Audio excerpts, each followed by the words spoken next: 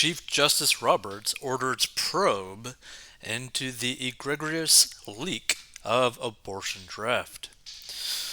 So, Chief Justice John Roberts on Tuesday ordered an investigation into the unprecedented leak of a draft opinion suggesting the Supreme Court is poised to overturn the landmark 1973 Roe v. Wade case that legalized abortion nationwide. Roberts slammed the leak as an egregious breach of trust in the High Court's first public comment since the draft opinion was published by Politico late Monday.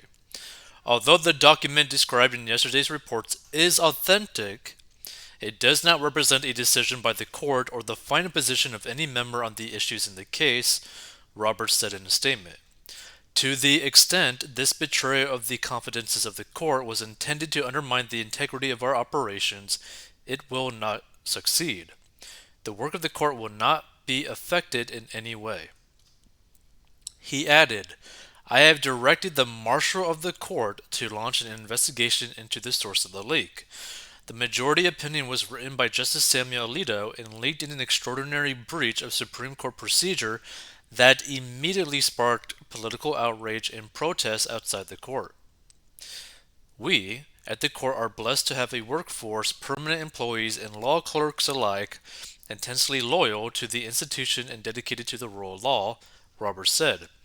Court employees have an exemplary and important tradition of respecting the confidentiality of the judicial process and upholding the trust of the court. Roberts added, this was a singular and egregious breach of that trust that is an affront to the court and the community of public servants who work here. The opinion drafted in February says that a majority of the Supreme Court is prepared to overrule the landmark Roe v. Wade decision.